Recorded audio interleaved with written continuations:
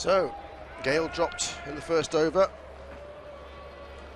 West Indies one without loss, which will bring Evin Lewis down to face up to, is it going to be, yes, David Willey. And myself and John here, both of us a little bit unsure why he's on the side, but he is. When he's good, he's good. When he's bad, he's very average. Here he comes, left arm over, ball into Chris Gayle, and this one is big away swinger, and Gayle has nothing to do with it. I mean, there's a lot of shape on the ball, isn't there, Neil? But he doesn't bowl quickly, and so when the ball doesn't swing, he just gets smashed all over the place. I mean, he's very expensive. For me, he's neither batting a ball as a bowler, and therefore, and the other idea that he bowls at the death to me is mystifying. Really, he's not a death bowler. He's not quick enough, is he? I mean, he does. I mean, you saw that ball there. He does swing a lot, and has got 3 slips there. So you'd expect to get the odd edge or two.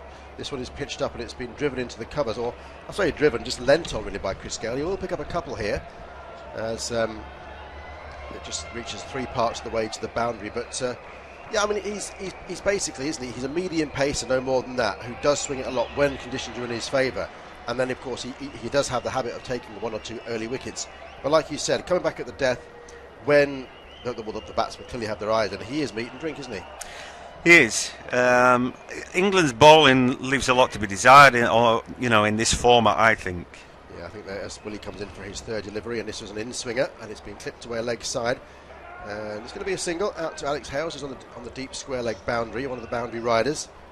Good-looking shot there from Gayle. Yeah, I think it misses someone with the pace of, say, Mark Wood, who has played a few of these, but is injured more often than he isn't, who can bowl sort of 92, 93 miles an hour, and provides just a variation for the skipper just to call on him to take the odd wicket or 2.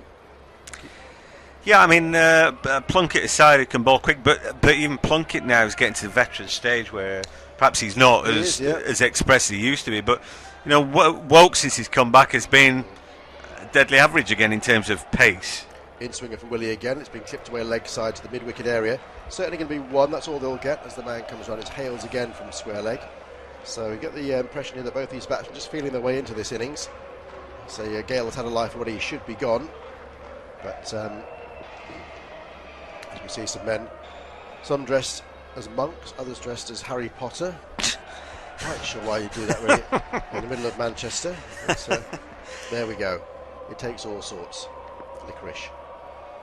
So Willey turns then at the end of his run up, just jogs in and accelerates into the crease. And this again is slanted in towards Chris Gayle, who just leans on it really and just trickles out to mid-on for no run. You just sort of sense with Gayle that he's just waiting for that shot, isn't he? I mean, he couldn't, 3rd ball he went for it, he couldn't contain himself. Just a huge swish of the bat, got the edge, dropped by Joe Root. But you just sense it's coming. There's no way that he can rein himself in. And why would he? Yeah. He's not there to rein himself in, is he? He's there to flourish. And he's not, but he's got 42 overs, so it's a little bit different, isn't it? But he just want to hang himself early on. Here comes Willey once again. This is pitched up, it's chipped over the top. I don't think he's got all of that, but he's got enough of it to go. Well, it's plugged. It's plugged, isn't it? It's not going to reach the boundary. I tell you what, there's not many could get him close to the boundary with a leading edge. Oh no. I mean, that's not so much a bat, that's a tree, isn't it? It's been whittled. And I was hearing something the other day that his bat is going to be outlawed fairly soon. He's not standard size. Not soon enough for these bowlers. Gets a couple though. It was he was looking more leg side, wasn't he? And he's got that leading edge or thickish outside edge, and it's gone way over the top of mid-off. There's never a chance of a catch, but had it been dry conditions, that would have gone for 4. It would have bounced and gone for 4, but if we were looking after his kit, it would take 2 of us to hold that bat. Absolutely, it's colossal, isn't it?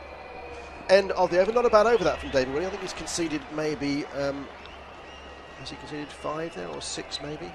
But he didn't actually bowl a bad ball really. 6 runs, yeah, but it was a pretty good over from Willey. So the good thing is there's a little bit of swing, but he was getting it more leg side. He needs to get it on that off stump line to try and get that edge with 3 slips waiting. Just 2 slips now as Woakes comes in for his 2nd over, bowling to Lewis. This is played away, backward point, and it's very close to the man at backward point, but he's got away with it. And it's flown down to 3rd man. They're going to get 2 runs, and this time Chris Gayle comes scampering back for his 2nd after what happened in that T20. Scampering. For Chris Gayle anyway, yeah. It's above a stroll, isn't it? Yeah. We saw him strolling to get run out in the last time. But he's too cool to run, isn't he? And that's a problem throughout the West Indies team. I mean, even in the Test team, you know, the running between wickets was a bit of a joke at times. And everybody also is too cool to call. It's like, you know, the don'ts and all that. Nah, they don't like to look each other in the eye. So a lot of the time they just get stranded, don't they? Next ball is left alone by Lewis as Woakes hits a good line just around outside off stump, angling it across the left-hander. And there is no run, 9 without loss. We are in the third over, 42 overs each side due to the delay for the wet outfield. Sun's been shining pretty much all day, frustrating for the spectators, but we're finally underway and set fair now. It should be for a decent day's cricket. There's no forecast of any rain, so I believe, for the rest of the day, and that's good news. Seeing Lewis batting very deep in his crease as Woakes comes in once again. This is played away pretty much from the crease to the leg side. It's going to be just a single out to mid-wicket area. We'll bring Gayle down on strike. It's good to see Rashid in the team. Be interesting to see if you know, spin can play any part really, and also if the leggy, if he doesn't, can sort of you know, play a containment role. In most formats, I think I'd have Rashid playing for England. Yeah, his trouble is with the Test matches. Moeen's doing so well, isn't he? As a spinner, but as Woakes comes in, Chris Gayle takes a swipe at this one. He's got some of it up and over, and it's 1 bounce and 4. Yeah, it was an ugly looking shot, but it's a shot that he plays so well. He withdraws his front leg, opens up, and he tries to smash it down the ground. Now, if he'd timed that would still be in the air because he took such a big swish, but he just basically clubbed it from somewhere near the splice of the bat, I reckon. The bat's turned in his hand, but he's so powerful that it's gone up and over mid-on. It's taken 1 bounce and trickled into the boundary ropes. But, I mean, again, he's not timed it, has he, at all? No, he's monstered it. He's mullered it, and it's off the bottom of the bat. Another day, a different time, he'd be caught. But because of power play, nobody there, and he gets away with murder. But that's why it's got that big plank of wood. Any kind of contact, any decent contact, and it flies. We saw a leading edge nearly go for 4. That one sliced off the bottom of the bat, but still travels. And Gayle is 10 from 11, and how typical is that? He's not even got going yet. Yeah, it's a shot he's made his own, that one, hasn't it? This next one, smashed away. This one's going all the way. That's enormous. That's somewhere in the crowd. It was further pitched up this time by Woakes, and so Gayle didn't have to withdraw his front leg and sort of club it off the back foot. He waited for it, and he just swung through the line of the ball. It's a shot he's played so many times. It was in his half, and he plays to it, and if he connects, you know where it's going to go. Look at this again on replay. It's basically stand and deliver. There's no foot movement. He doesn't have to. His eye is so good, and he just watches it. It goes high into the sky.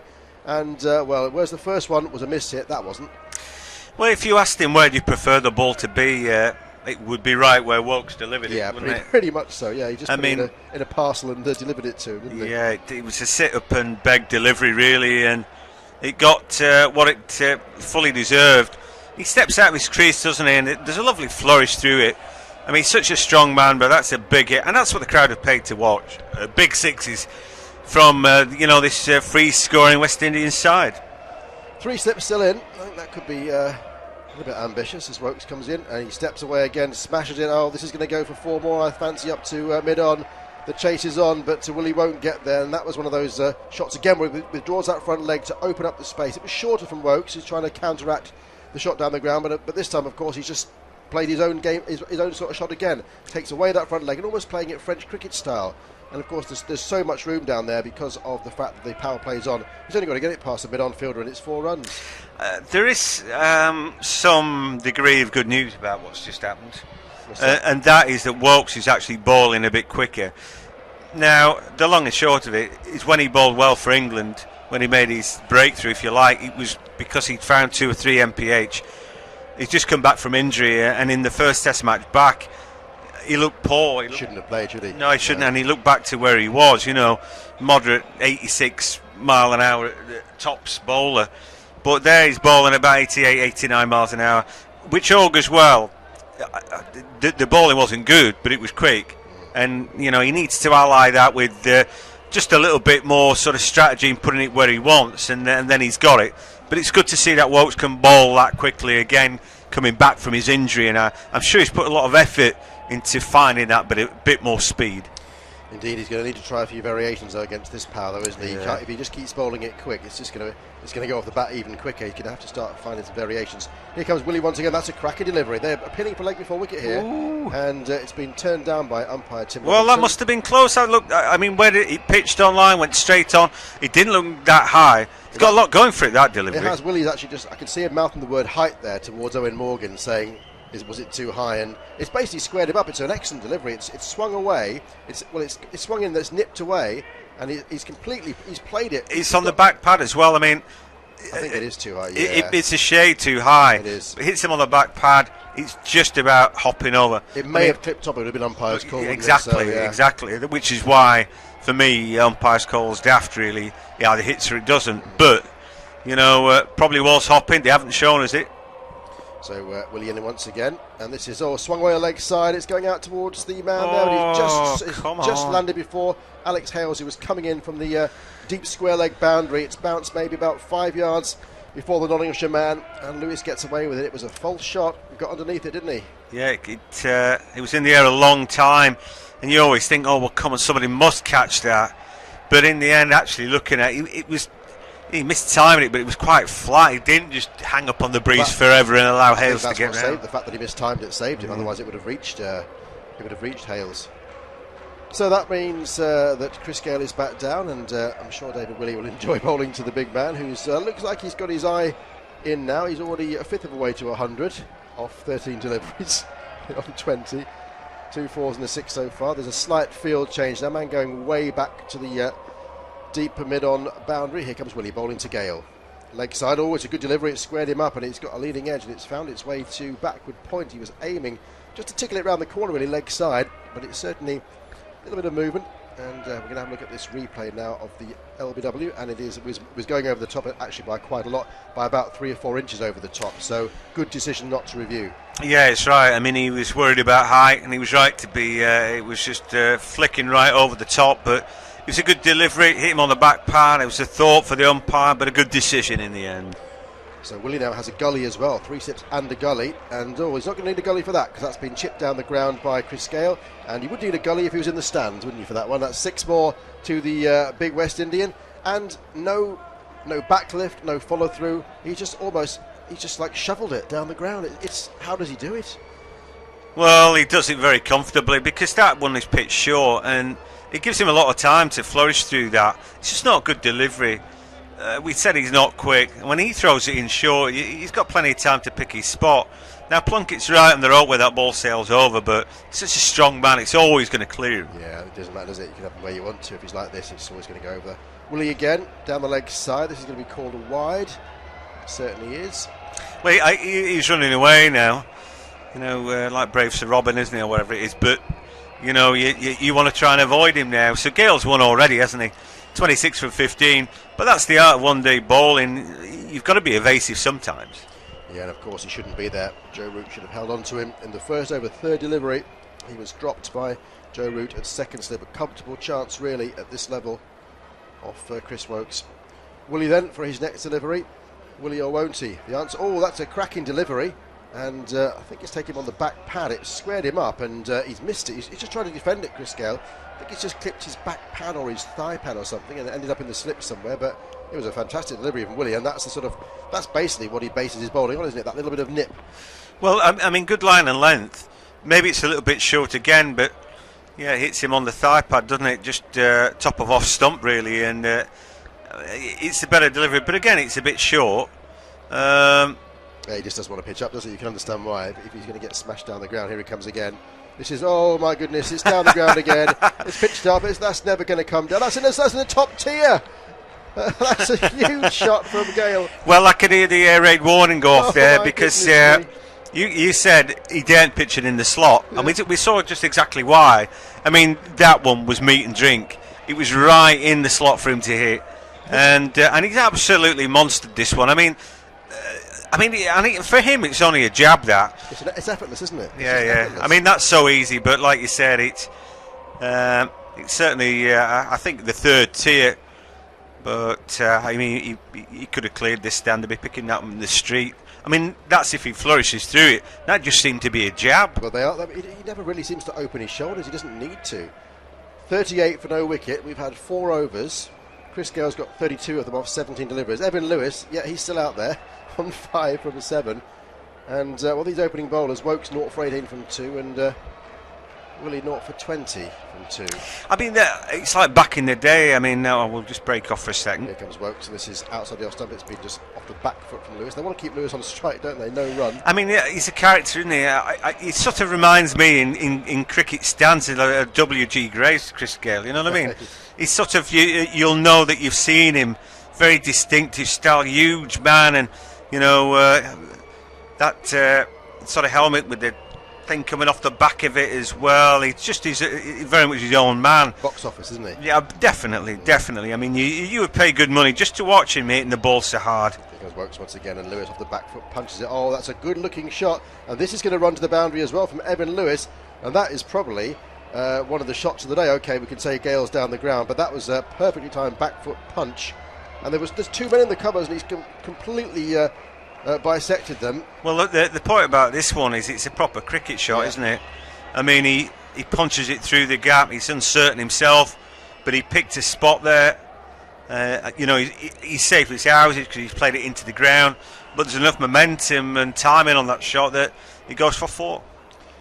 It certainly does, and if it's not coming from one end, it's coming from the other. Maybe Lewis doesn't pose such a threat in terms of smashing the ball for 6, but Gayle's hit 3 6s so far and 2 4s.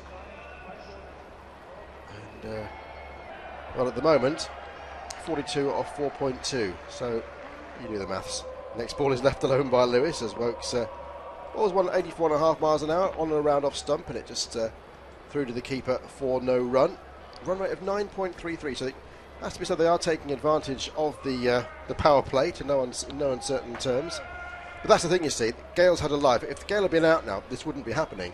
He is the one man on either side, really, who can do this. Yes, you've got the likes of Josh Buttler can hit a long ball, and a few England, and of course Ben Stokes, but this is something special.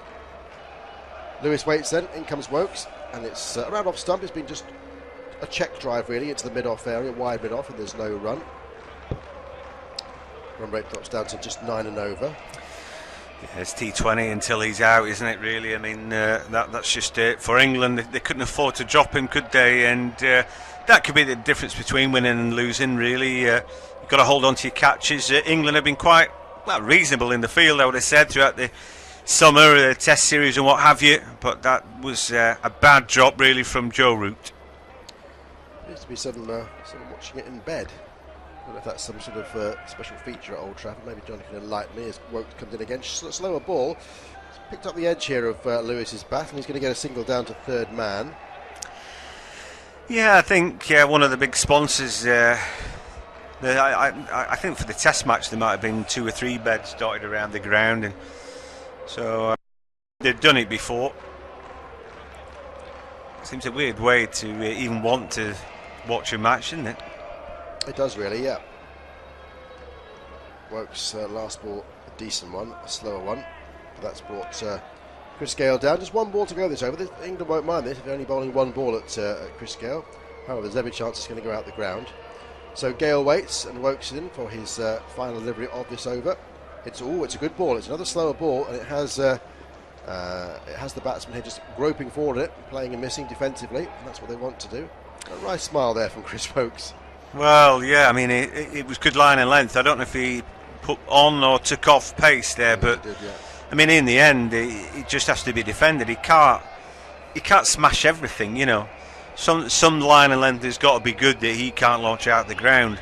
I think when they're on the defensive too much, they forget that just good line and length is as good as any, and then you start messing about. Well, talking about messing about, there's going to be a big change now because Eoin Morgan has seen enough of the ball being smashed out the ground. He's going to gamble by bringing on his frontline spinner Moeen Ali. I think it's a good move, really. I mean, he still could get launched out the ground. Well, he could do, but at least it's taken the pace off the ball, isn't it? So exactly, and a lot of the time we saw, Australia like to go after Ali, and a lot of time it's miss hits and caught. You don't need the players on the boundary necessarily for the miss hits that he induces. If he can get a bit of spin, it's those that don't necessarily carry that far. obviously there are plays out in the rope, but he's a good bowler in the circumstance, I think, and it's a good change by the skipper. Well, Joe Root was used in the first over of the ICC Champions Trophy final against the West Indies and took 2 wickets, including Chris Gayle.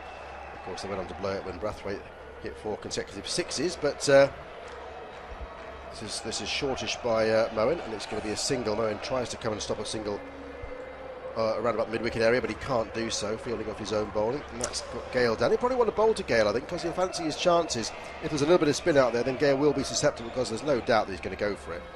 Well, exactly. I mean, he's not going to die wondering, is he? So that's just it. Like we said, he can induce the miss hit, and we'll be hoping that can happen. There's a slip in place, and this is just angling towards the legs, and it's going to be just a single, as Gayle just does no more than leans on the ball and just tucks it to the mid-wicket area, and they scamper through as much as they can do with Gayle at the crease for another single.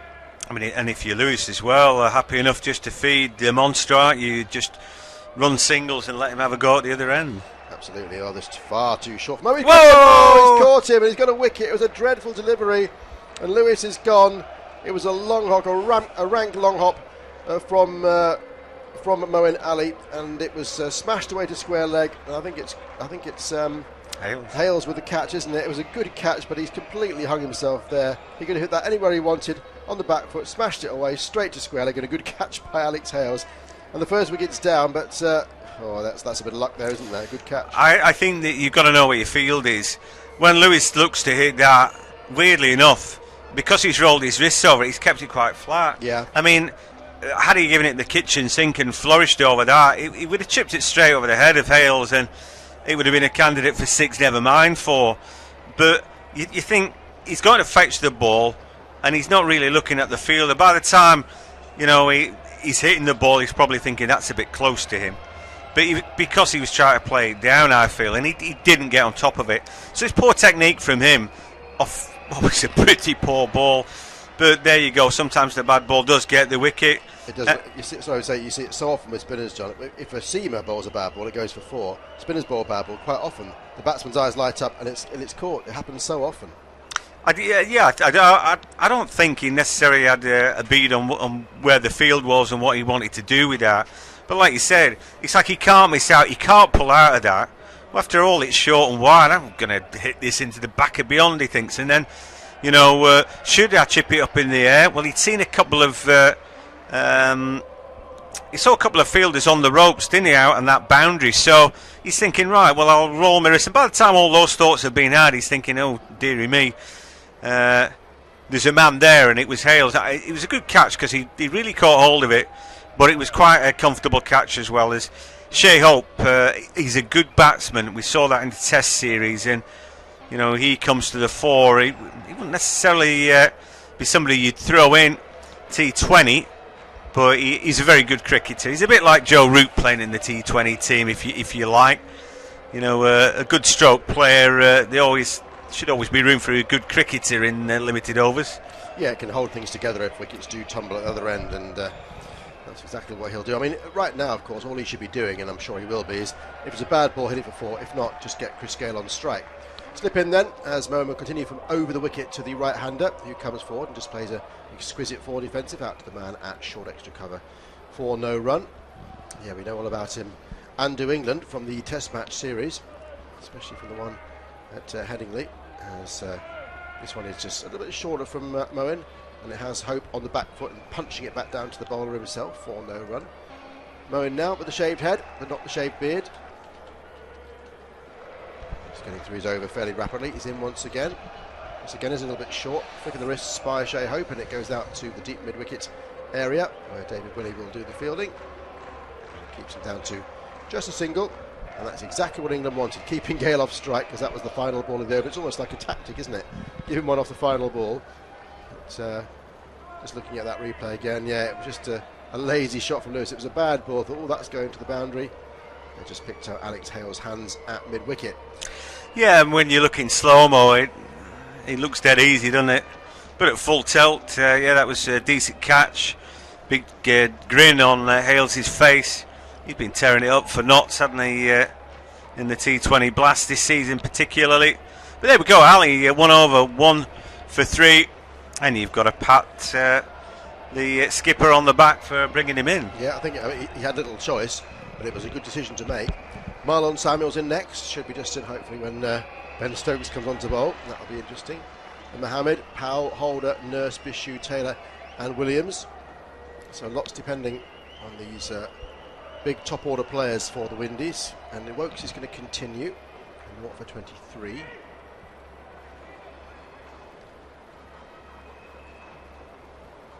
So here he comes once again, and he's bowling to the right-hander. Oh, he's got an edge here. Oh, he's just fallen short of the man at. I think does it come off the pads even? I'm not sure. The umpire says it might have been an appeal for leg before. Let's have a look at this. I'm not sure whether he's edged it or it's come off the bat. We're going to have to. Well, it doesn't look like Joe Root's looking to marsh his troops to talk about an appeal. It looked to me like whatever it was just didn't carry. But we'll take another look. And yeah, it was a decent ball. Let's have a look at this. I'm not sure, we couldn't see from that angle, but it certainly didn't reach Joe Root at first slip. But let's have a look at this again. Now it's come off his thigh pad. I think he's missed everything. He's played an odd shot really, so he's played around it really, not with a straight bat, and it's flicked his thigh pad, and then it's a good stop from Joe Root. Next one is leg side. That's a cracking shot. That's through mid-wicket area. There's a man out there, so it'll keep him down just a single, but he's on his pads too much there, Woakes, and allowing him just to flick it away. That brings Gayle down. That's what the crowd want to see. Probably, I think even the English crowd want to see him back. You want to see the best in the world perform. I want to see it.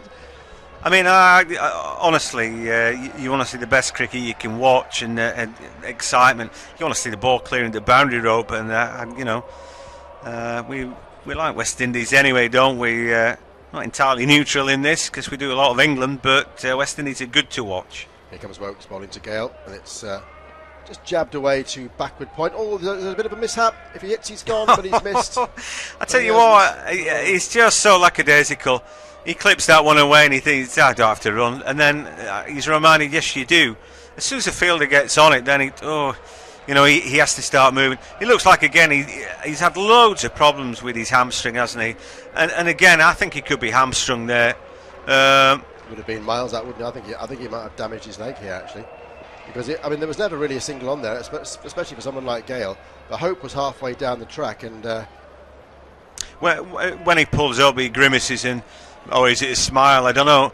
I think he maybe thought he'd beat the fielder, but he's had loads of problems, and they're just flexing his leg. Here comes Woakes to hope, and it's going to be no run this time as he just plays it off the back foot into the covers. And I think they've just got to be careful, haven't they, with Gayle? The last thing they want is him to get an injury. He's definitely feeling the back of his right leg. Any time that he has to sprint, it tends to go, doesn't it? And you want to jog. Well, he doesn't really ever go quickly, does he? But the trainer's going to be coming on. You can just see the. Yeah, it's a worrying sign, really. I mean, it's hard to play if essentially one of your legs doesn't work properly. Although he didn't do too much. Here comes Woakes bowling to Hope, and this is played down to third man, and it's just going to be a jog single. In Gayle's case, it's pretty much a walked single, but he gets down the other end. Yeah, I mean, he's almost stopping, isn't he? There's a real economy of movement from him anyway. And he's coped with this problem for the longest time, but it doesn't help him. No, it'll just mean really that he's got to tee off even more. He's not going to be running any ones or twos, so he's just going to stand there and swing the bat, I'd imagine, which is probably bad news for England. Here comes Woakes, and it's leg side. It's a slower ball, and finds an outside edge, trickles down to a backward point, and there is no run.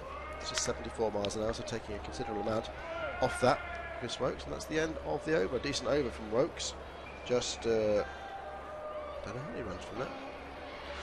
Well, Shai walks slowly toward Gayle in the middle as Gayle walks to him. You think, well, help him out a bit. You want to meet him more than halfway if he's struggling like that, don't you? But anyway, the two have a fist bump. 49 for 1 after 7 overs. Run rate 7, and it looked like it was going to be more than that. There's lots of Chesterfield sweets out in the stand as well. Weird. Anyway, all part of the bar set up there at Old Trafford, where it's a lovely sunny day. Moeen's in, bowling to Hope, who's on the back foot and just shuffles across his crease and spoons it into the leg side, but gets no run. You know, this is going to really cut off the supply of singles. If they have to think twice about every single that they go for, then they're not going to get many of them, are they? Next ball is just played away, same position, but this time it's just got it a little bit wide of the man at mid-on. There'll be a single here this time, to hope.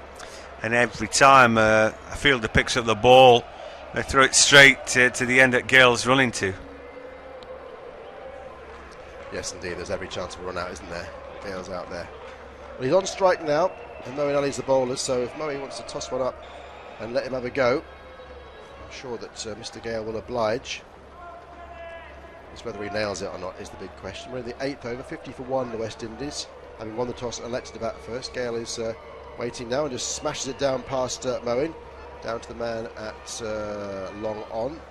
It was a shortish ball from Moeen, and Gayle finally gets to the other end. He sort of walks there and has to sprint the last little bit as the throw comes in. Yeah, that was not timed or anything, but it was just a case of it's short. It's got to go for runs, and all he could do was just smash it straight back past the bowler. But yeah, I think he is struggling with a little bit of a hamstring tweak. I don't think it's too bad, but I think we are going to see the trainer come on, the physio, call him what you like, fairly soon. Moeen bowls to Hope, who just plays it back to the bowler himself for no run. Moeen keeping a nice tight line to the right-hander. Doesn't appear to be much spin out there at the moment. And this one is a little bit shorter, and it's just punch leg side. Will they take a single here? The answer is no. Went straight to the man at mid-wicket. Return comes to Buttler very quickly. England doing a good job of starving Gayle of the strike in the last 2 or 3 overs, because it's the final ball of the over now. Well, run rate now down to 6.5, so they've done a good job.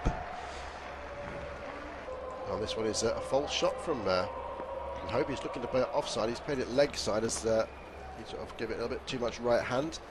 And it trickles out to mid-on for no run. And that's the end of a decent over for Moeen. Only just two runs from it. Funny, isn't it, how the game was going? I mean, they got off to a great galloping start, didn't they, West Indies? When Willey was bowling, getting smashed all over. Change of personnel, a change of luck, 1 wicket, and all of a sudden, it's not exactly a tourniquet, but a turn of fortunes with 1 wicket for England, then seemingly a hamstring injury for Gayle. And now the run rate looks sort of, not exactly commonplace, good, but not stellar, and yeah, England seem to be fighting back. So here comes Woakes for his 5th over, 0-26 so far. Gayle just drops back into his crease and eases it out into the covers, but any chance of a quick single was, well, there was no chance of a quick single because it was Gayle basically. I think he thought about it, but he was on the back foot as well. So the score remains on 51 for 1.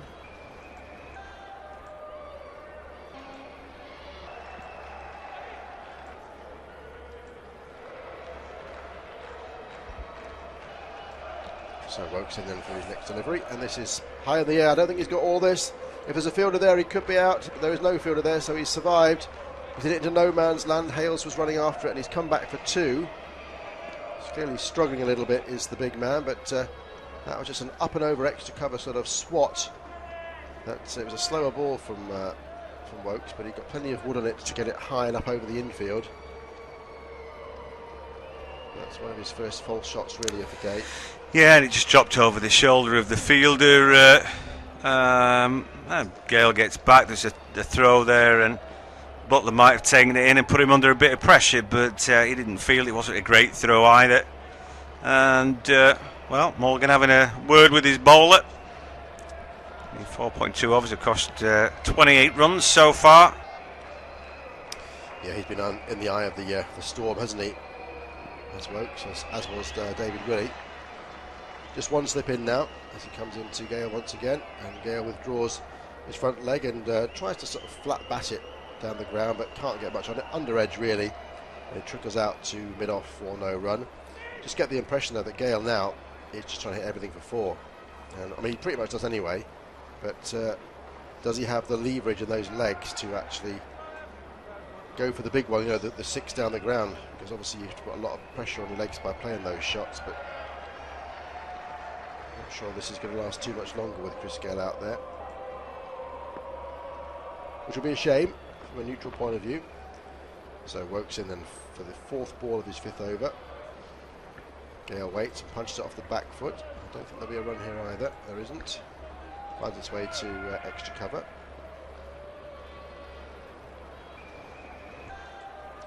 53 for 1. 42 over game this one because of a delay due to a wet outfield. Evin Lewis, the man who is back in the pavilion. Here comes Woakes. This is pitched up, it's gone high in the air, this could be out. Is a man under it this time? The answer is yes, there is. That's a cracking catch, and he's gone. I thought it wasn't going to last very much longer. Is it David Willey? Joe Root. It's Joe Root, in fact. And he got underneath at that time. It went out to a similar area, but this time it went a little bit higher. And Joe Root, running back, has taken a diving catch over his head, one of the hardest things to do in cricket. And that is the end of a very, very promising innings from Chris Gayle, which may have been hampered by a hamstring problem towards the end, but just did not quite get enough of that. No, I mean, he slightly mistimed it. And like you said, Root only eyes for the ball, but he's running to make up ground. There's never a point where he's able to stop and settle on it. He's still running when he picks it up over his shoulder. He might even be looking into the sun. I mean, it's a great catch. Obviously, he would have liked to catch him or caught him a little bit early with his first chance, but he's made amends for that. I think for Gayle, as soon as the leg went, his form went a little bit, and the idea that he was going to be around for a long time, that kind of injury, I think, makes you desperate as a cricketer. And we know he's going to fling the bat anyway.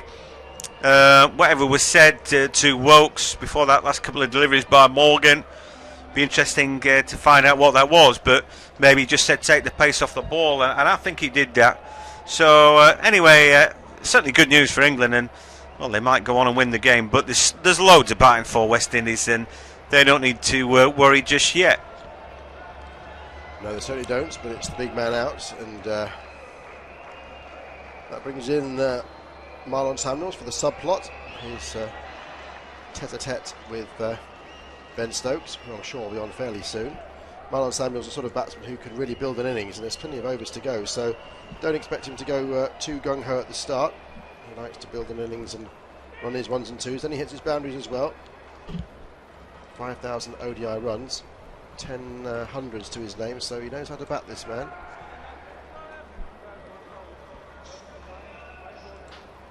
Run rate now down to 6. That's a little bit more realistic, isn't it? It was up to 9.9 at one stage, or 10 at one stage.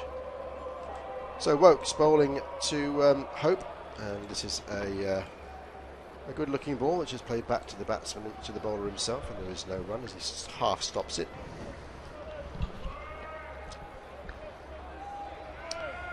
So that's the end of the opening power play. 9 overs this time because of the restrictions due to the fact that we started late, and it's only a 42 over per side game. Just seeing a few highlights of the power play, which pretty much is just looking at a highlights package from Chris Gayle. So 2 wickets fall in those first 9 overs. Both openers are now gone. Delay. Yeah, I've seen 3 big sixes from Chris Gayle. One of them absolutely huge. He's rolling his left arm medium pace to Samuels. As you say, it will now look a different game with Gayle gone. Camera, of course, focusing on Ben Stokes. First ball left alone by Samuels, through to Buttler, no run. Yeah, there is genuine. They generally don't like each other, these two, on or off the field. And no, there's history there, but I think for me, as good a cricketer as he is, he's not the sharpest tool, Ben Stokes, and he'd lost a battle of wits with Marlon quite a long time ago. So probably for me, he should let his cricket do the talking, and hopefully he can do today. Here comes David Willey, bowling to Marlon Samuels, who waits for the ball, just puts it around the corner onto the leg side, and there'll be a single as the man comes in from the mid-wicket boundary. I mean, Marlon's a cool cookie, isn't he? I think they were sledging him one day when he was playing against England a long time back. He said, excuse me, he said, I'm trying to get back-to-back centuries. Yeah, and that was it, and they all laughed, and of course just left him be. But that's a showstopper, isn't it? Yeah, he's a cool guy, I think. Maybe when the dust settles on their career, they'll make up. This next ball is a good ball from Willey, moves away slightly, and it has the batsman Shai, I hope, just playing a backward defensive shot into the gully area, and there is no run. There's a lot to be said for a bit of aggression sometimes, and But when all's said and done, I think I like the Bolton idea. You meet everybody in the bar afterwards and just crack on. You know, you're all brothers in a way. Some people just don't rub along that well, do they? I remember Donald and Atherton. That was always a bit fiery, wasn't it? It was. I don't necessarily think they were mates. Next ball is a good ball from Willey. A bit quicker. It's gone under the bat, and it's a Yorker, but it's missed the off stump. Shai, I hope, tries to sort of carve it away. He can get no bat on it, and it goes through to Buttler for no run. Score remains 54 for 2, and England well back in this game now. Wickets always slow the run rate down, and when one of them is the most destructive batsman in world cricket, then it helps matters. It was a good catch by Joe Root, and I mean, you catch it over his shoulder running, then when he goes to ground, that can dislodge the ball out of your hands too. Next ball is played back to Willey himself, and who fields, and there is no run. Yeah, it's a double whammy, is it? Once you've caught it, when you get on the ground, it can easily jolt it out, can't it? I suppose maybe helped by the fact that it's soft ground, and so he just basically slid along, didn't he? Like someone just scored a goal. So Manchester Trams come past.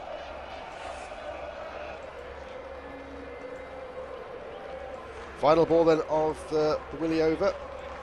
Just one run from it so far. Next ball is slashed away down to third man, so there's going to be a single here where Adil Rashid does the fielding. And that's the end of an excellent over from Willey. It was 0 for 20 off 2, 0 for 22 from 3, so he's pulling it back, and that is good to see from an England point of view.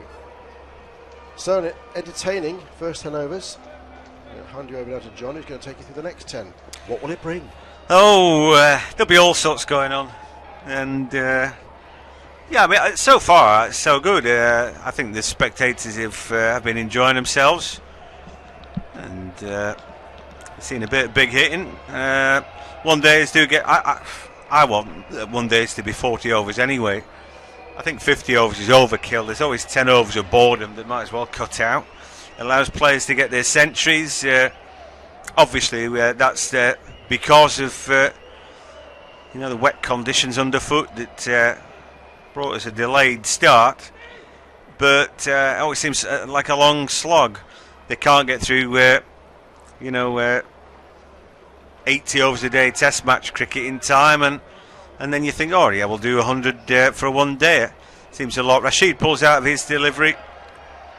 And I don't know what was on his mind then, but I think it was the bowler rather than the batsman pulling away. Replacing Moeen, isn't he? So spinner for spinner. Good to see Rashid bowling to Shai Hope, who's 5 from 17, and plays that one off the back foot, but just prods it forward straight to a fielder, and the man at mid-off can pick it up. 55 for 2.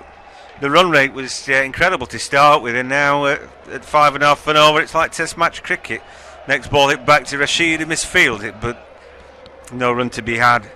Shai Hope looks like a Test cricketer today, 5 from 19. Needs to pick up the pace, but he's not that kind of guy, really. He hasn't got all sorts of expansive scoring shots. A good solid player, but it's another dot ball, and if the leggy can keep it tight, then anybody can, really. Typically, you'd expect that one loose delivery, the action means that the ball can get out of his hand. But for the fourth delivery of the over, and that's a good one. I mean, he's pitching it around middle stump, and that one then spins to the off stump fairly quickly as well. I mean, Hope had to deal with that. Next delivery, and this one, I would have said slightly over pitched, and it's drilled through the covers, but there is a man a bit deeper. Plunkett picks it up, and the damage is reduced to just one single. 5 balls and just one off it. It's all gone just a little bit sleepy hollow out there. Well, Hope 6 from 22. I mean, it's a different game, isn't it? Chris Gayle was just going on that ridiculous strike rate, and it just shows that the mere mortals, England haven't bowled that well, haven't bowled that badly to him. Ben Stokes staring down Samuel's there from a slip. Next delivery and hit off the back foot, but just another single. 2 off the over. That's pretty good for my money. I mean, when you look at the bowling, and to some extent they've all done all right, Woakes has got a wicket, corner rate 5.5. You know, Moeen Ali 2 overs, 1 for 5, brilliant. And then you've got the anomaly, haven't you? 3 overs from Willey, cost 22 runs. You know, if that was Wood bowling or I don't know, to open the ball in, I just don't feel that would have happened. But you never know. You never know. I guess Finn and Jordan and other players like that maybe come into the equation. Give Broad and Anderson a rest. 57 for 2. I think England need to look at some of those who might be going on the Ashes tour as well, as his next delivery. Squirts off the bat, picked up back with a point. It's Willey bowling to Samuels. They seem to have got their mindset. Eoin Morgan's, one-day team has got Willey in it. It seems like he comes part and parcel, but for me, stats don't back it up really. Yeah, it's one of those that it either works or it doesn't it? He can be good on occasions, that's why he's there. Performs well at county level. Next delivery and just worked away for the leg stump. Buttler has got to go chase it, then he misfields it. He might as well have not bothered. But they take the single and they're not going to run on the misfield. 58 for 2 and the run rate almost down to 5. Might not be enough, but they've got plenty of batting still to come. Nurse, Powell, Holder, Mohammed, Bishoo, Taylor, Williams. Obviously, they're not quite the strong arm T20 lineup. As this next delivery beats the batsman, it's a beauty, and that's why he's in the side. Yeah, I mean it's a cracker out and hope. Seemed to play down the wrong line. Yeah, it might have nipped away slightly. It was a scrambled seam. I think it probably did just bit, didn't it, on the surface, and moved away slightly. Had the batsman. Didn't do too much, did it? But he did played inside it. Maybe he was playing for some movement that wasn't there, and so it looked as though it might have nipped away a little bit more. But Hope is he's struggling out there a bit, isn't he? Really, he is struggling. So Willey comes in again to Shai Hope, and that one he finds a bit of an edge and goes through about first second slip for 4. Yeah, it's bottom of the bat, wasn't it? He's gone for a flat batted drive through the covers, and he's completely mistimed it. Got it off, I think, probably the bottom of the bat. Let's see this on replay. Look where his head's looking at there, where he hits that. I mean, that's gone nowhere near where he's hoping to play it. Yeah, bottom edge, isn't it? Yeah. No, in that position, you're always going to get 4. Yeah, he got dead lucky there, really. And Willey, on the flip side of that, unlucky. Not that it was a great ball or anything. Next delivery, and that one he's gone for the late cut then, and there is a man round the corner for that shot, but it hits the deck just before it hits the man, and that's Joe Root. Big smile on his face. I mean, maybe he stopped 4, like a third man who's up sort of position, isn't it? 1 ball left of the over.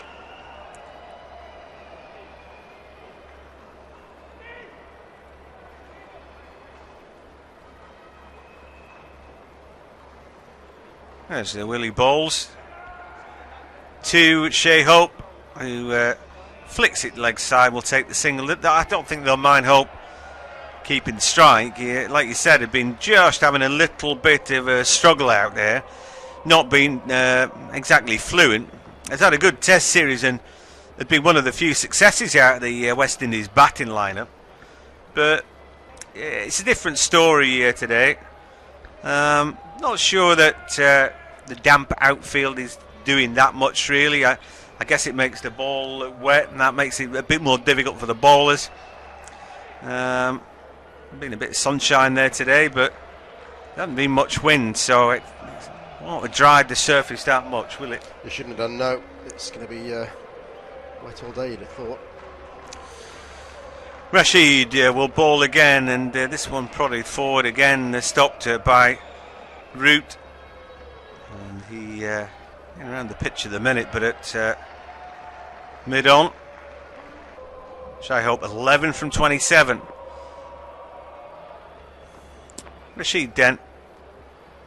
Next delivery in the slot, and he's gone for this one.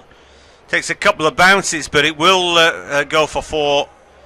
Just over pitched that, and again a slot ball, and Shai Hope might have been struggling, but that was the ball he's been waiting for.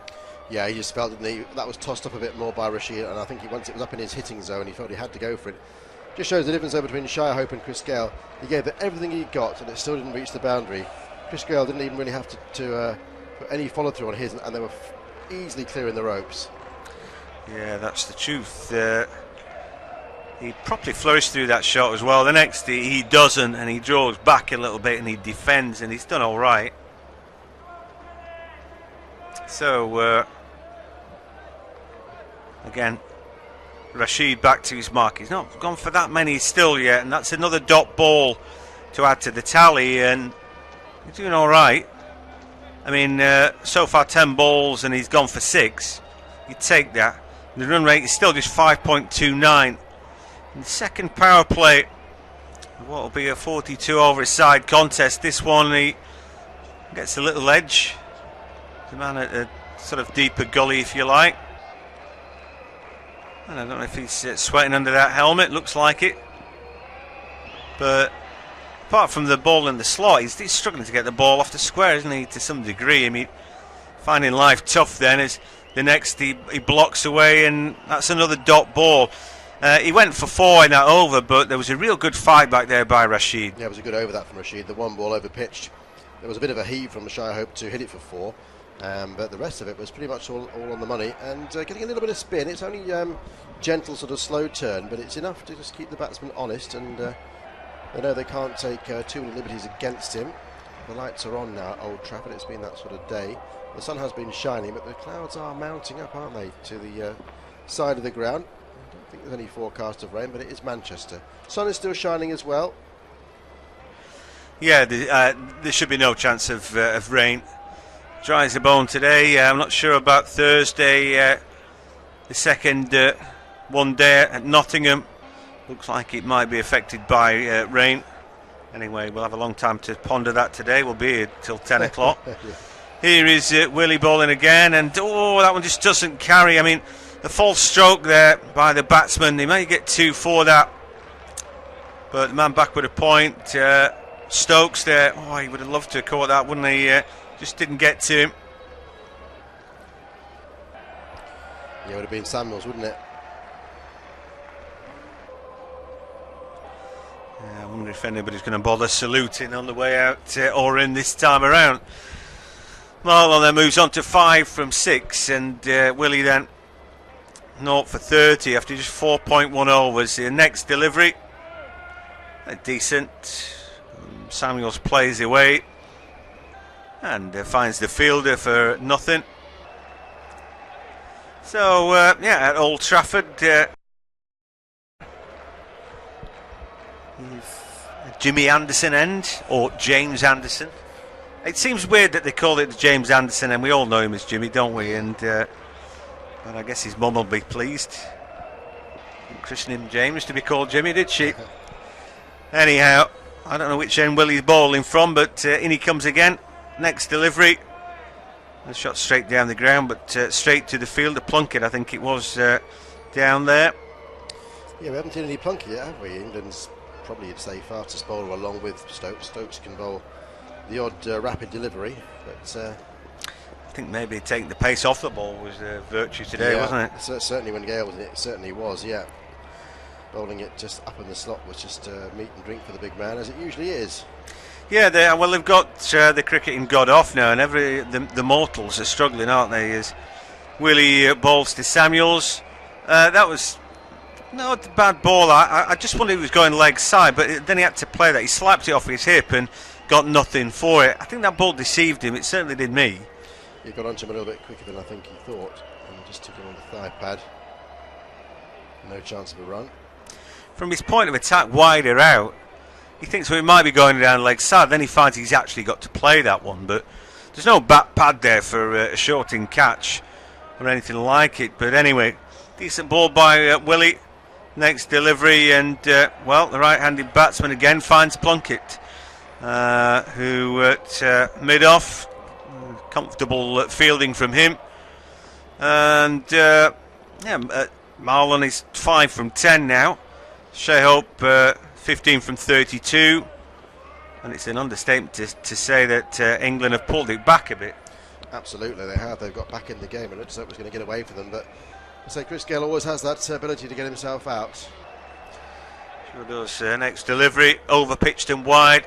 He flourishes through that, Samuels, but again he finds the fielder out in the deep on the boundary. They take a single, that's all.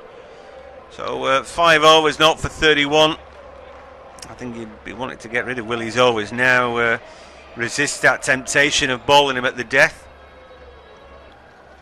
But anyway, an interesting game. 70 for 2. A bit like pulling teeth now after a lightning start. Just as well that Gayle was out relatively early, and it could have been a bit sooner, couldn't it? But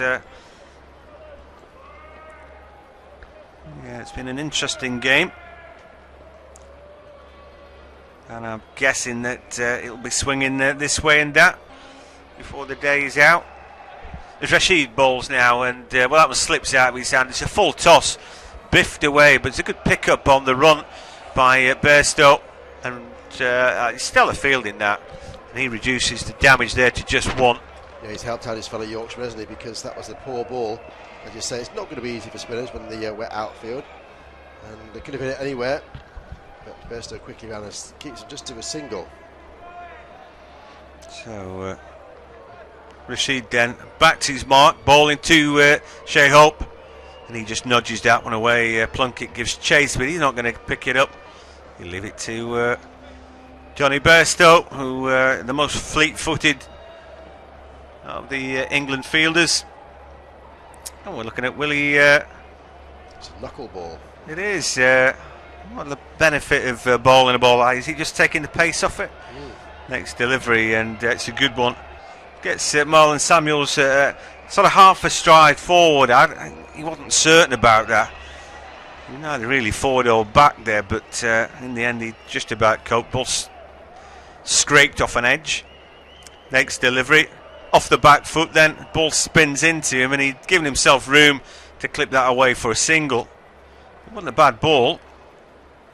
And Rashid is in fairly tight with his bowling. Like we said, there's always one that seems to slip away, slip out your hand if you're a leggy. Hopefully for him, he's already had that this over. Next delivery is in the slot, and that's swept away. Again, there's a man at the boundary, one arm to pick up. That's super fielding by Hales. Did they only just take 1 for that? I'm not sure. I thought there should have been 2. I think it was just a single, wasn't it? It's great fielding. One-handed pick-up on the run, and the throw-in. Immaculate from Hales. He's a tall guy, isn't he? But yeah, it was a good effort. Next ball, and it's a stride and a block. And so, yeah, Rashid's 3 overs have cost just 10. That's really good from the leg spinner. Yeah, it certainly is. And England do now seem to have a grip on this game, don't they?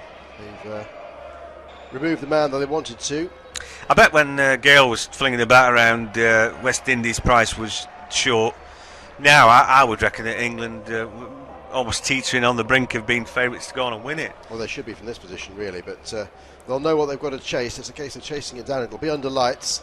The ball will swing, and we've seen how the England side can capitulate. It's a very strong batting lineup, but if there are problems at the top of the order, then it can capitulate, and much depends on the usual suspects, really, of Stokes and Root and Alex Hales. You know, the captain himself, when he gets a bit between his teeth, is a tough customer to remove. Yep. So, yeah, Plunkett. Plunkett pace. Well, I've found watching him more recently is that he mixes it up an awful lot more than he used to do. Yeah, can still bowl relatively quick. But I think he's a man with a few plans now. And he got an awful lot of wickets for England, and then seemingly they'd decided that they weren't going to bother with him in the test arena, which I'm not entirely certain about. Probably more reliable seam options like Roland Jones, and then Woakes back probably too soon. But well, Plunkett, he's a good bowler, plenty of wickets. Also, he's a great batsman. Did he get 6 that final ball to get England a draw not so long back. Sri Lanka, yes. Yeah.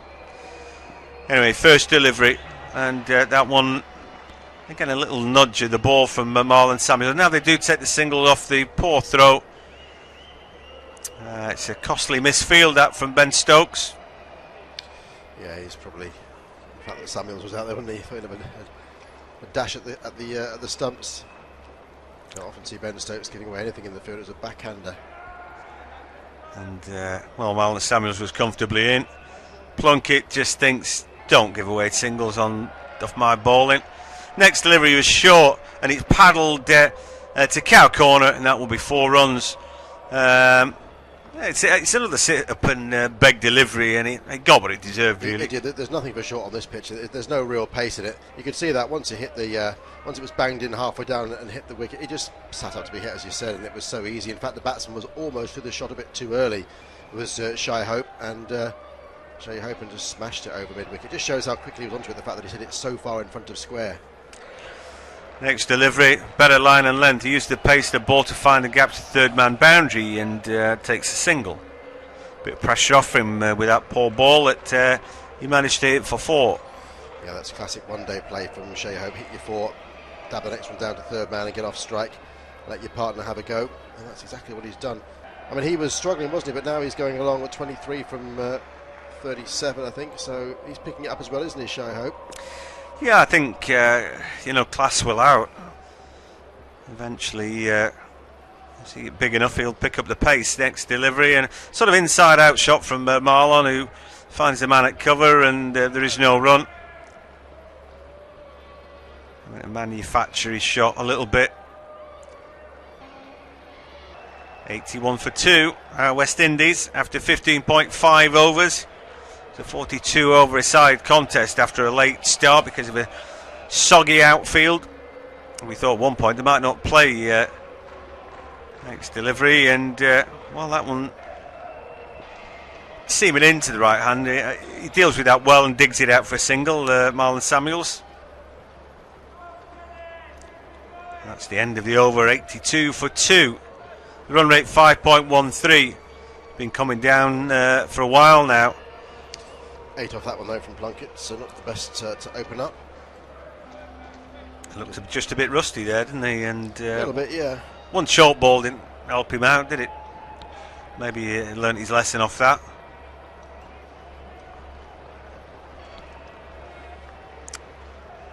Well, I'd look out to the Pennine and see that the weather actually is all right over the tops, and yeah, quite unusual for the time of year. Nice dry day, but we suspect that Nottingham on Thursday will be a little bit wet. Good ball from Rashid. Good line and length. Samuels back in his crease there, and had to fend off his chest a little bit there. Didn't quite know what to do with that. There's Rashid. Next delivery, and he's pitched it up. Clipped away nicely by Marlon Samuels, but is that man deeper, Chris Woakes? There is 2 for it. That was a decent shot. Samuels 12 from 20. Beginning to get there. A slow start for this pair, but they're both classy batsmen, and you don't feel that they'll be snailing along for too long. Next ball, it's a beauty. Hits the pads, a big appeal. Imploring. They've got to review that, surely. That looked as close as. But what's Morgan thinking? Maybe has he got a little inside edge on it, because to me that was going on to hit the stumps. Well, if he wasn't into, I mean, Rashid's got to be having a word there, doesn't he? Didn't look like there was any bat on it, did it? No, there was a second it may have been like a little bit off stumpish. Maybe they're thinking it might have turned away possibly, but it looked good first up, didn't it? Next delivery, and that one's blocked by Marlon Samuels to stride. So a little bit of drama out there. They might just show us in a second how close that one was, and whether Eoin Morgan should have reviewed it. Rashid now pitches one up. Give it plenty of flight, that, and again, because he's playing deep in his crease, he doesn't take a benefit out of that. I would think the ball has scraped the pad before bat for that last LB shout. Yeah, it's a tough one, isn't it? It's almost simultaneous, but it's tough to call. Next delivery, ball a little bit short to Samuels, deep in his crease again, leans back and can just prod a single there. No great harm done there, really. 4 overs, not for 13, and Adil Rashid is keeping it tight. Good spell from him. And well, they might want to show us that LB appeal again, whether it was going to go on and hit if they felt that the bat wasn't scraping it. Looked to me pad before bat. Anyway, it doesn't look like we're going to get another look at that. So we see a host of kids playing footy in the background. And well, of course, the stadium not too far away. They humbled Everton at the weekend. Yeah, it's more football weather at the moment, isn't it, really? Than cricket weather. As we're pushing on towards October. Seems weird still to be playing cricket, doesn't it? But yeah, you can see the players. I'm not sure they enjoy it playing in this sort of temperatures, because it's going to be very cool later when the sun goes down, isn't it? No, not half. Anyway, Plunkett, second over, first cost a few, 8. Ball into Marlon, Samuels pitches it up. He digs it out, but finds the fielder, Moeen Ali. I mean, that's it. The two shouldn't, I don't think, should overlap over here. A lot of the lads who play cricket also play football, and when the cricket season stops, or when the football season starts, they just start playing football. You know, so it doesn't seem natural. Anyway, Plunkett back in for his second delivery of the over to Marlon. It was going down leg side. I think that was leg buys, isn't it? I'm not sure he got any bat on that. 86 for 2.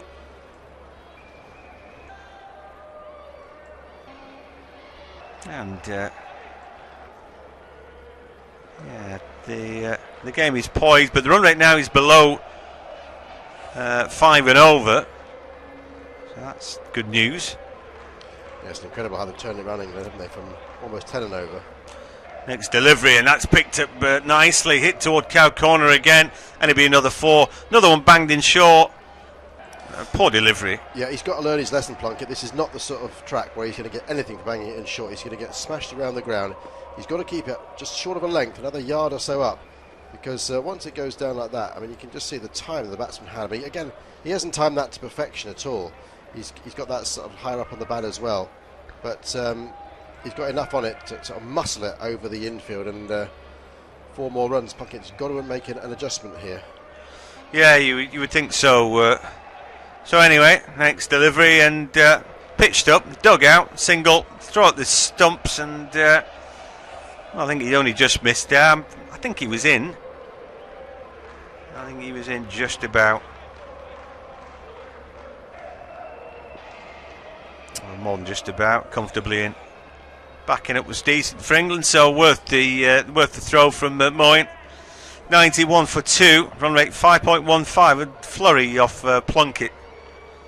Like I said, he's a man with several plans at the minute, Tilly and Plunkett. As this one's good line and length, that's a good plan. Seaming in at 87 miles an hour. It's a good delivery and hard to deal with, just good line and length. Yeah, it was, and that's what he's got to do, really, isn't it? The odd slower ball thrown in, as you say, is a good variation.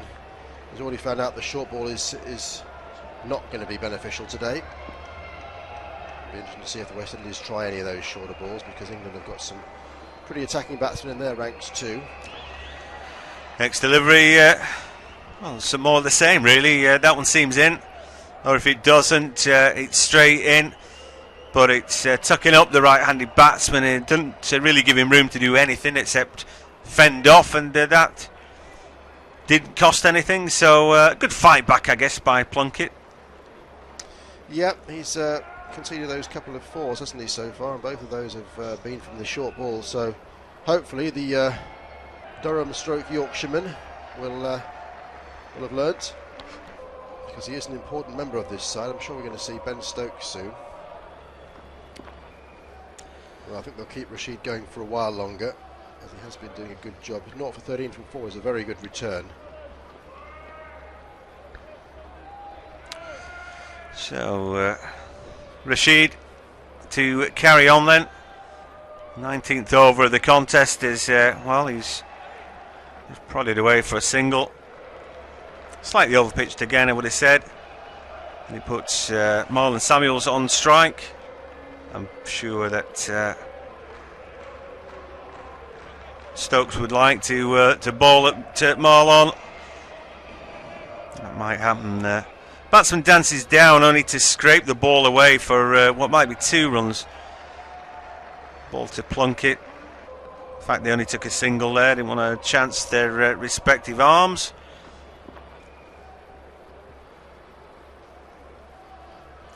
So, next delivery. Decent line of length, but plenty of time for the batsman. Slightly off balance to clip it through leg side for Hales to pick up deep mid-wicket. Well, and Samuels 14 from 29. Shai Hope 30 from 41. They've not exactly plodded. There's his next delivery, full toss. It's hit toward Roy. It's a good stop by him. Is it subfielder, is he? Yeah, he. Who's he on for? Not certain, but it's Jonny Bairstow opening the batting today. Next delivery again, hit to Joe Root at mid-on.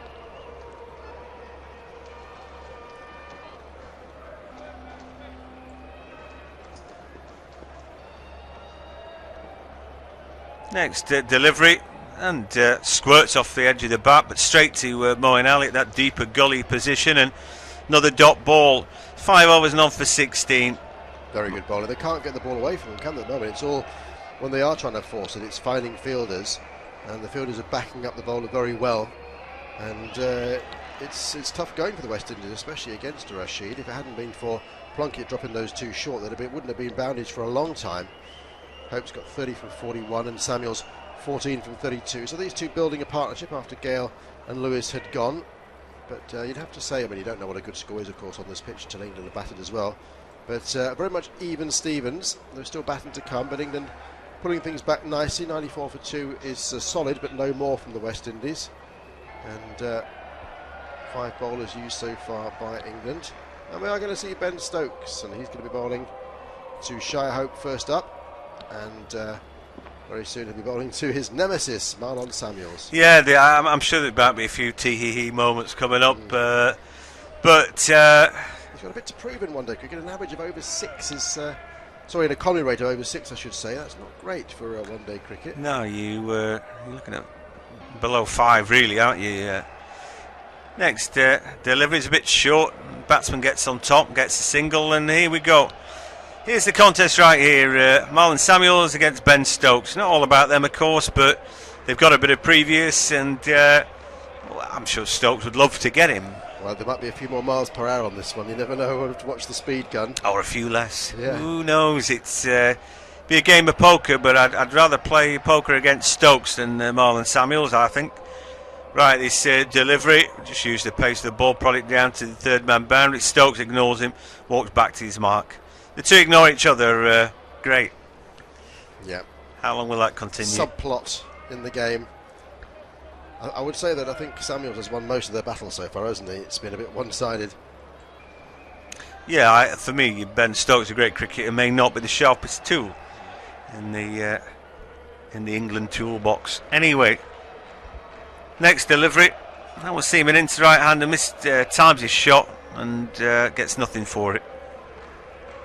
Looks at his bat. Yeah, but it's shaping out to be a decent innings this from Hope, isn't it? 31 from 43. He's holding things together, which is what he's got to. 15 from 33 for Samuels, doing a similar job. I just feel the acceleration will come at some stage. Still 22 overs to go after this one. Ben Stokes running in hard, and well, that one similar delivery to the last, slightly overpitched and prodded away. Hales fields at the boundary, just a single. Another chance to deliver to Samuels, who the first ball he faced just very comfortably used to pace the ball.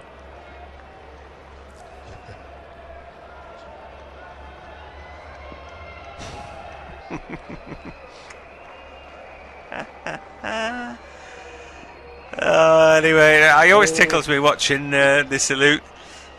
He's pulled out of one, isn't he? He's having a go already. Yeah, Stokes was about to bowl, and Samuels has pulled away and pointed something behind just to start. He started it, it's off. There was absolutely nothing wrong there. That was pure mind games, and I wonder how Stokes is going to respond. He won't take it lying down, will he? Well, I don't know. Be interesting. What do you do now? When he tilts, you get a short ball. He's able to hit it for 4. What's he do then, Ben Stokes?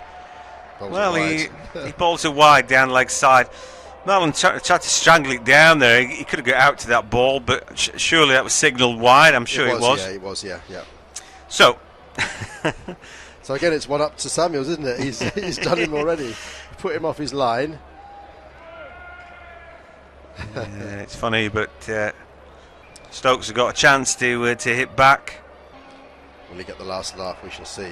Comes running in, and that's a short ball that Samuels ducks under. He wanted to take his head off there. Nothing too cultured about that. There'll be a bit of chuntering going on in the crowd, won't there? Quite an atmosphere as these two. And Samuels doesn't look at him after the short ball, just ignores him. Stokes has got 1 ball left of the over. Samuels is 15 from 34.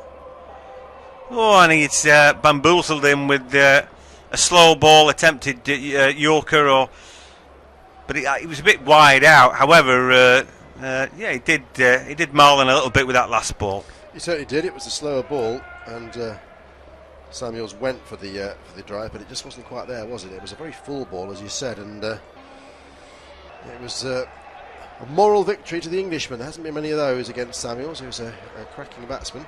I believe that's your stint over, young man, isn't it? Sure is. Tired now. I'm going to lie down. Yeah, you're going to have a lie down. I shall take you through now to the 30 over mark, which will be basically, after that, it'll be the business end of proceedings. When it's 12 overs to go after that, it'll just be biff, baff, whatever you'd imagine. Boff, I think is the next one. It might be. Liam Plunkett, 0 for 13, is going to continue. From 2 overs, that is. So they're holding Rashid back a little bit for later on, because he looks like he has got the Indian sign over the West Indians. And it's going to be Liam Plunkett. So he's coming steaming in now, bowling to Shai, who just chops this down to, well, he was trying to chop it down to 3rd man, but he just got it a little bit too high on the bat, so it drops down by his feet and trickles down to where a short 2nd slip would be. And there is no run rate of 4.86, as we see shots of the sky, which has got plenty of blue at the moment. White fluffy cloud, which is the good cloud, so I'm told, is all around the ground, and the sun is shining. The shadows are out there, so it's good news at the moment as Plunkett comes in, and Norway bowls a good ball. This has Hope tucked up on and around off stump. He's looking to score off every ball, so he was sort of moving around the crease, but at the end he had to jab down on it quite late, but managed to squirt it out to backward point for no run. A few little dark clouds out there, aren't there? But they're not really, they don't look that threatening to me. I'm not a meteorologist, but I'm just saying. Very high, those clouds. Oh, they are. So 3rd ball of the over for Plunkett, who is going to concede a single here, just to deep backward square leg. In fact, they might come back for 2. They don't. There were thoughts of it, but the fielder was in and released the ball very quickly from deep backward square leg. It was Hales out there, who we're looking forward to seeing batting later. He's in tremendous form. 99 for 2 now, so the West Indies very close to these 3 figures.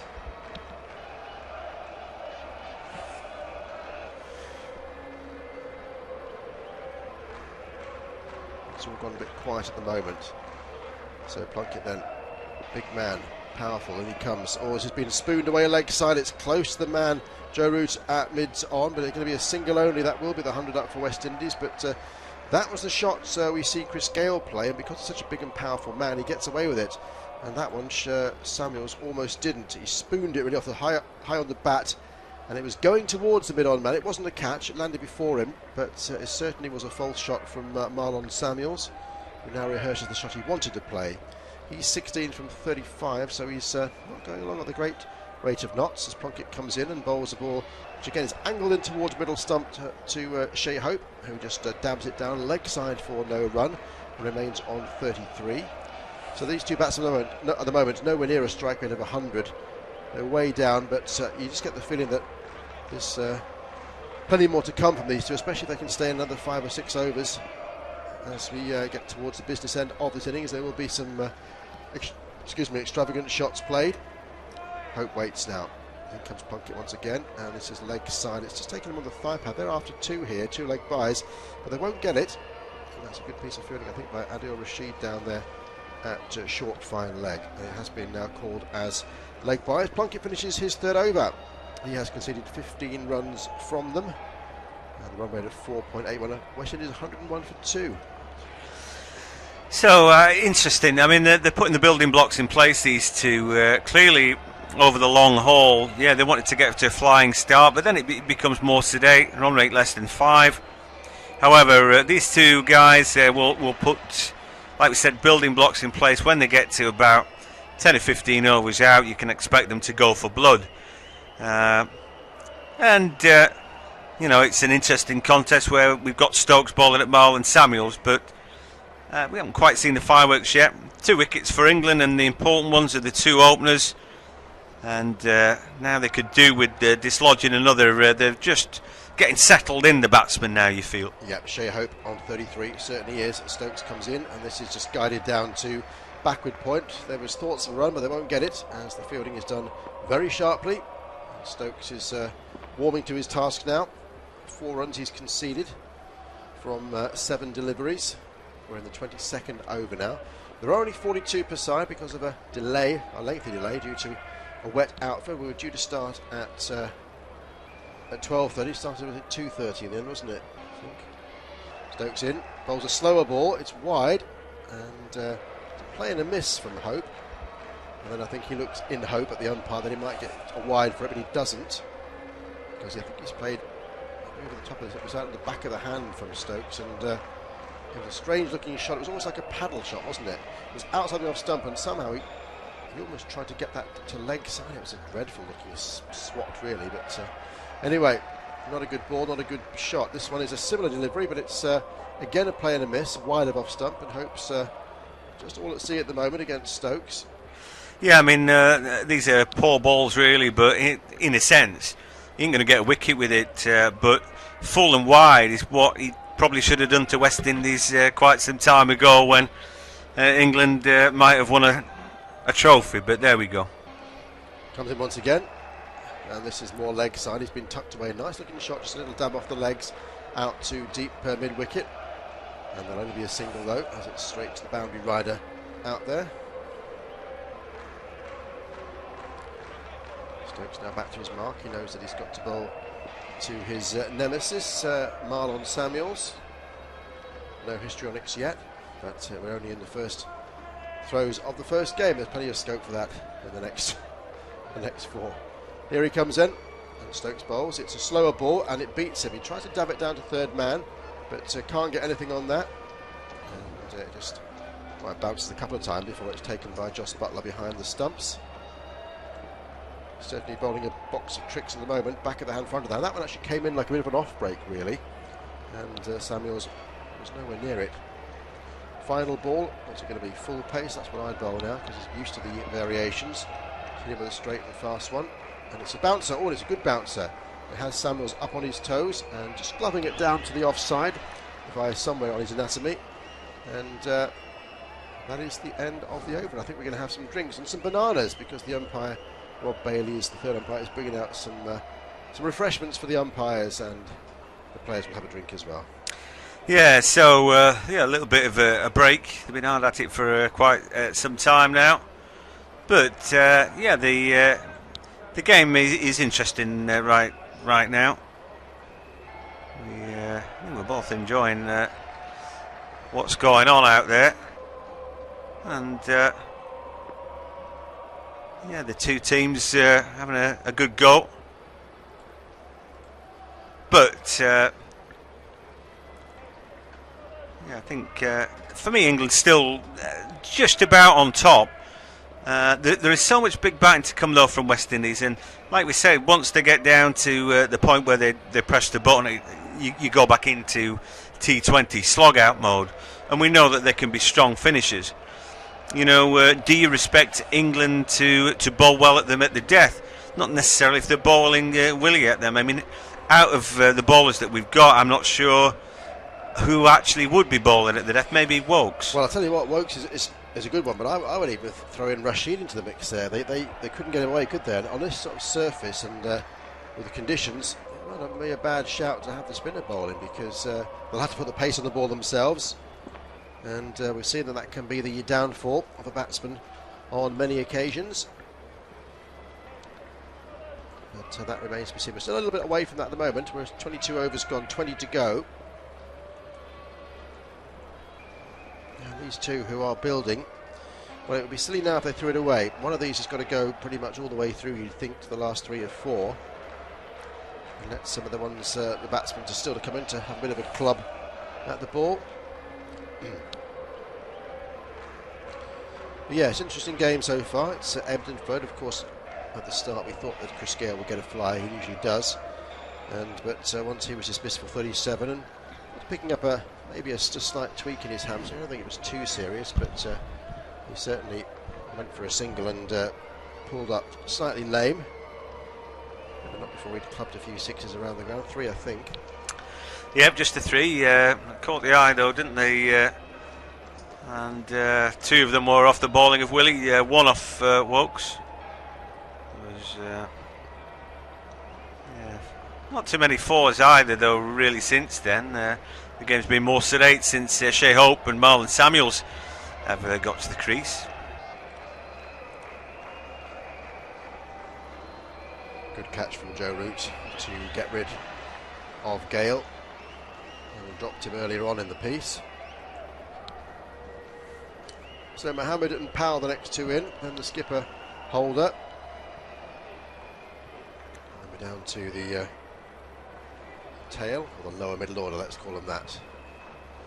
Well, the extras are now clearing off the outfield to leave the just the players on there. Moeen just 2 overs for 5 did okay, didn't as well, took that wicket, albeit from a poor ball. But there's options there, isn't there, also for the captain Eoin Morgan. 102 for 2. Looks like we're pretty much ready to go. It's going to be Liam Plunkett who will continue after the drinks break. I mean, I think you'd have to bowl out Rashid and Ali today, and I'd make sure that you do that sooner rather than later. Then you can toy around with your order as you get to the nitty-gritty, you know. You certainly can. As there are options, and the first ball after the break is a good one from Plunkett. It has Hope just jumping around his crease and just jabbing the ball down to backward point. There is no run. Seeing shots of Chris Gayle sat up there on the balcony with a towel around him, probably to keep himself warm, I'd imagine. Munching on something. His work today is done. I'm not sure whether he'll be fielding if he's got a hamstring problem. Plunkett in once again. Big man, and he's just forces a backward forcing shot from Hope, who will just get a single. A good looking shot though. It's one of those that has become his trademark, where he's not a big man, but he just gets up on his toes and just punches it off the back foot into that area.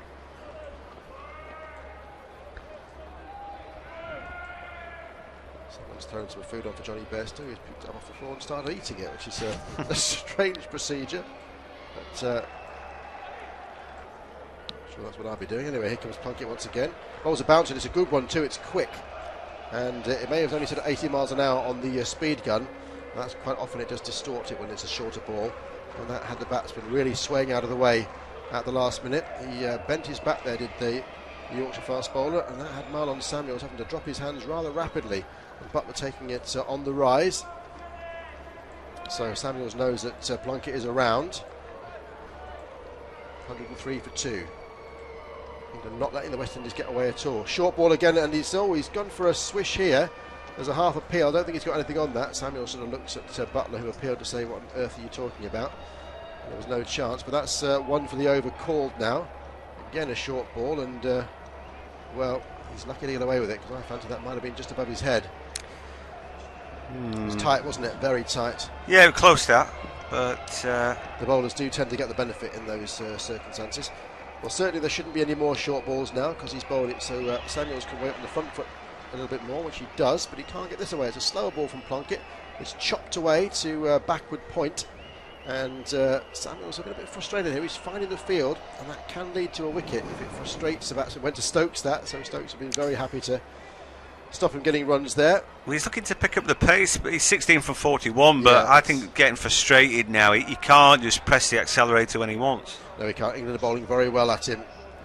And here comes Plunkett once again. Oh, this is another good ball. It's a slow ball, I think, angled in. No, it was a full speed delivery, about 81, but he just the angle of the ball. I think he saw Samuel's backing away, and he's followed him. And all he can do is put it on the offside for no runs. So yeah, Samuels really isn't. He's struggling out there, isn't he? Yeah, I mean he is, but I think they're bowling quite cleverly to him. Everything seems to be in his body and tucking him up, doesn't it? So they're looking to follow him. Really, he's just got no room at all to free his hands, has he? And 16 from 47. That's more like Test match. Well, that would actually be quite slow for a Test match. And we're on a one-day, which has got reduced overs. So England bowling very well at Samuels, and whether it's Stokes or the rest of the side, they are certainly winning the battle. But it's Shai who's doing okay at the moment, 35 from 55. He's now facing up to Stokes, and this is a good ball that's gone underneath the bat at 85 miles an hour and through to the keeper for no run. England really are stifling them. I mean, it seems like a long time ago they've actually scored a run, 103 for 2. What were we at drinks? 102, 101, something like that? Or? Yeah, they're not really progressing at all. All the run rate has done is come down for the longest time. Now it's less than 4.5. Yeah, it's incredible really how England have fought back. They are bowling well, it has to be said. Here comes Stokes once again, and this is a nice shot though. Is there going to be a man out there? Oh, he's got him! It's a cracking catch. It's Jonny Bairstow, and it is Shai Hope who's gone. It was a short ball, and Hope had a go at it. Say the run rate's been stifled. He felt he had to have a go at it. He pretty much middled it, I would say, but it didn't roll his wrist. It went up, and he's found a man, Jonny Bairstow, who was at deep backward square leg. And I tell you what, it's a decent catch. He's not wearing the gloves today. And let's have a look at this on replay. Oh, it's a cracking catch. It's above his head, diving to his right, and he takes the applause of the crowd. And that is a fantastic catch by the Yorkshireman and England wicketkeeper, who today, of course, is in the outfield, showing that he's an all-rounder in more sense of the word. Yeah, what a catch that was from the Bradfordian. Bradford's finest. I mean, he's on his tippy toes, arms right over his head, and it's almost like he's got the gloves on, because that ball just nestles in his hand. It was flying over his head, and then he's cool as a cucumber, isn't he? He takes a look at the crowd. Thanks for the apple you've just thrown on. How do you like them apples? And it was a terrific catch, and that's the wicket that they wanted, because I think that they're tying up Marlon Samuels. All those balls that are seaming into his body, he just can't seem to get the ball away. And I also thought that because they'd got him tied down, it meant that Shai Hope as well was just thinking, we're not cracking on. That was a bit of a desperate shot, really. He was never in balance for that shot. He took a risk, and he might have got away with it on another day. It might have sailed over Jonny Bairstow's head, but he didn't. And that was a good catch. Yeah, it was. It's really, I suppose, something had to give, because the West Indies were going nowhere, albeit a decent partnership, but certainly one that wasn't that productive in terms of strike rate.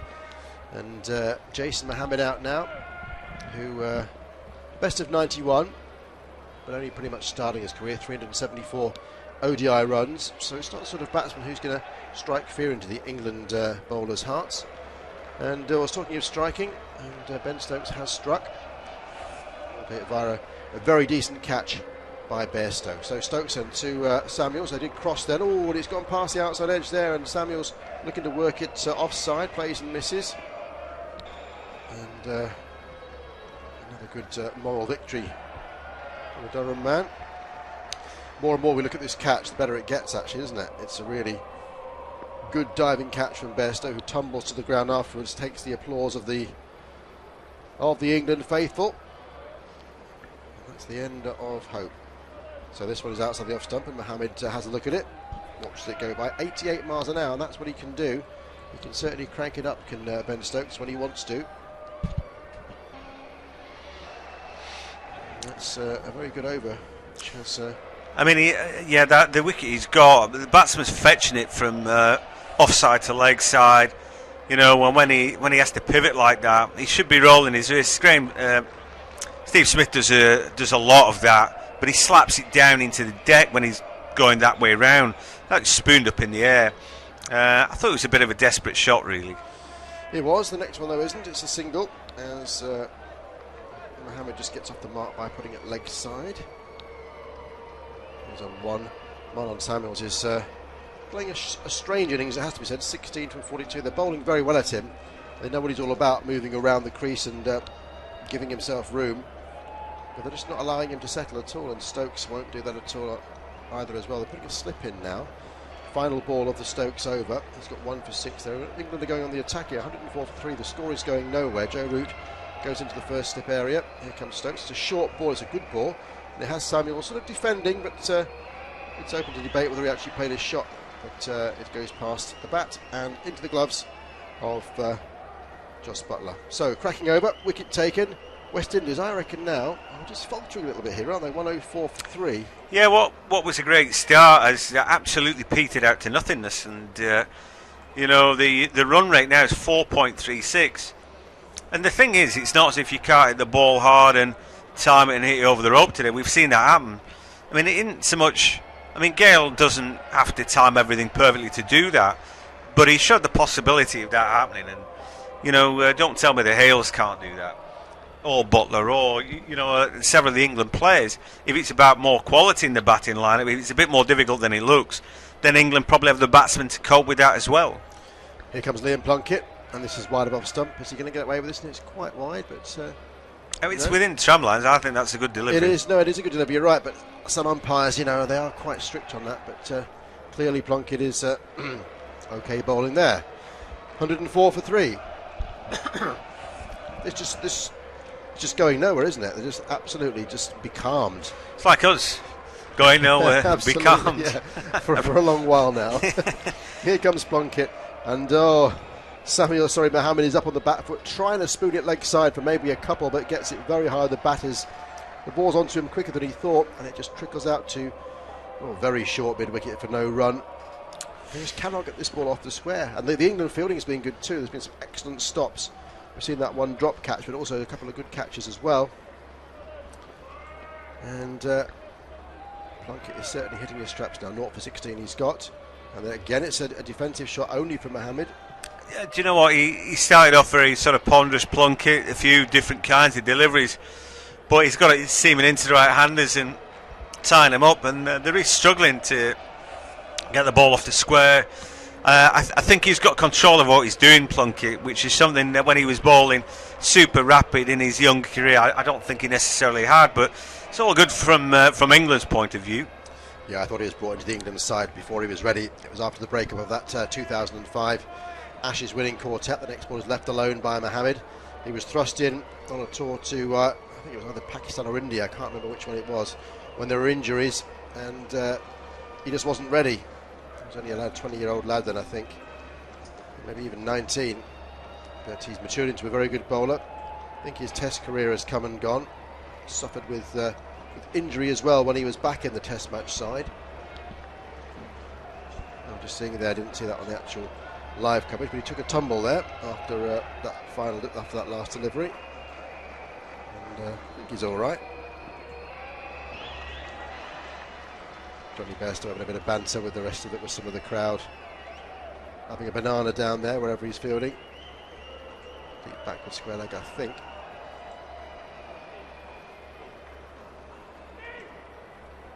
So 104 for 3. In comes Plunkett. This is pushed into the offside, and finally we get a run. It's Mohammed who will get one out to, actually just out to Jonny Bairstow, who's fielding at deep point. One side, deep backward square leg, the other side, of course. Run rate 4.23. I have to say it's pretty woeful after the start they got. If they hadn't had Gayle at the start, if he'd been out for naught as he could have been, dropped by Root, I mean, what would the score be now? I mean, it's I think that maybe it would have worked out differently. They would have known that they didn't have the buffer of the good start. I think that's lulled them into a bit of false security, really. This one is clocked away down to third man. It's one bounce, two bounce into the hands of Moeen Ali, and just a single. Marlon Samuels just dawdles along to 17 from 44, and he'll be the one who's facing up to Ben Stokes next over, if they keep Stokes on, which they should do. Can't see a reason to make a change at the moment, because England have got a stranglehold on this West Indies innings. And it will be Ben Stokes to continue.